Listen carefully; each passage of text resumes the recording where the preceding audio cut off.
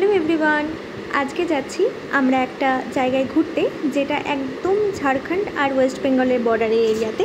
তো সেখানে যাওয়ার জন্য প্রথমে হাওড়া থেকে আমরা বন্দে ভারত ধরে নিয়েছি সকাল 6:10 বন্দে ভারতটা, যেটা হচ্ছে হাওড়া টু রাউরকেলা অবধি।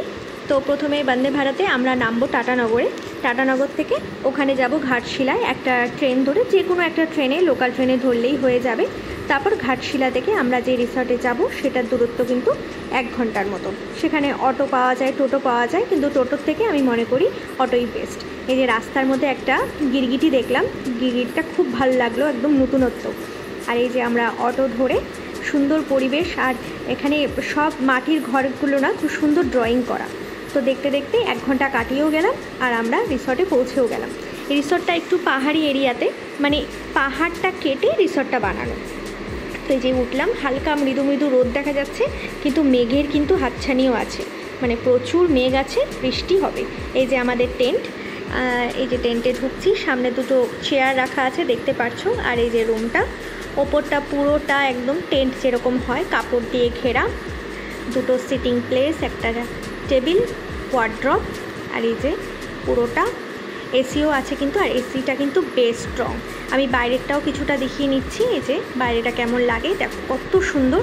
আমরাই কিন্তু সবচেয়ে উঁচু জায়গাটায় আছি, এর পিছনে কিন্তু পুরো জঙ্গল, আর কিছু নেই কিন্তু।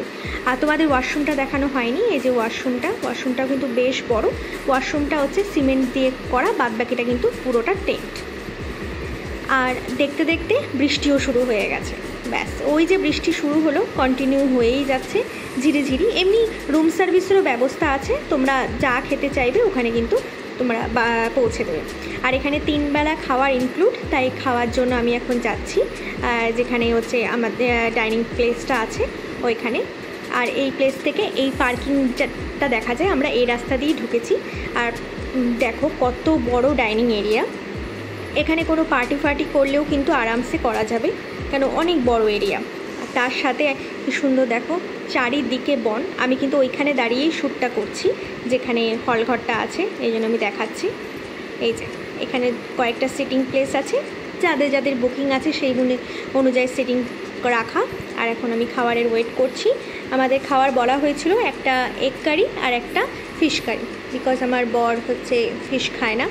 তো শাক ছিল, ঘন্ট ছিল, আলু ভর্তা ছিল, বেগুন ভাজা, ডাল, আর অনেক কিছু। খাওয়াটা একটু বেশি হয়ে গিয়েছিল বলে আমরা একটু সামনে নিচের দিকটা যেখানে আমরা এন্ট্রি করেছিলাম ওই জায়গায় একটু ঘুরে এসে আবার চড়া শুরু করলাম। এইভাবে কিন্তু খাওয়াটা আরামসে হজমও হয়ে যায়। এবার রাত হয়ে গেছিলো, রাতের দিকটায় একটু, মানে সন্ধ্যের দিকটায় একটু বৃষ্টি কমেছে বলে আমরা ফটোশ্যুট করলাম। দেখো ভিউটা কত সুন্দর লাগছে দেখতে, একদম সব লাইটগুলো জ্বালানো, হালকা সন্ধে হচ্ছে তখন।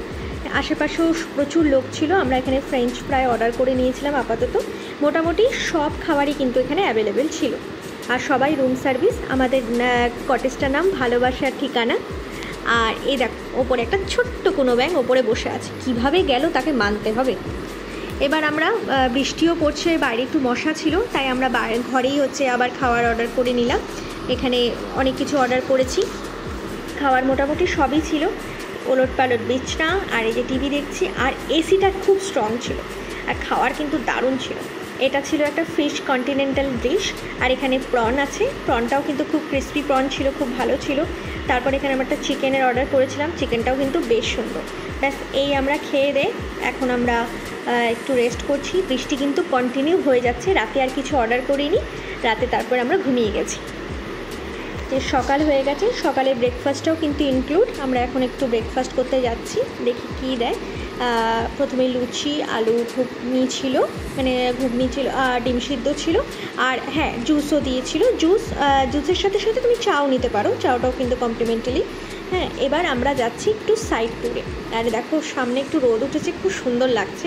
তো সাইড ট্যুরগুলো আমি পরের ব্লগে তোমাদের সাথে শেয়ার করব। আপাতত ছোট্ট একটা ব্লগ শেয়ার করলাম। Stay tuned. Bye.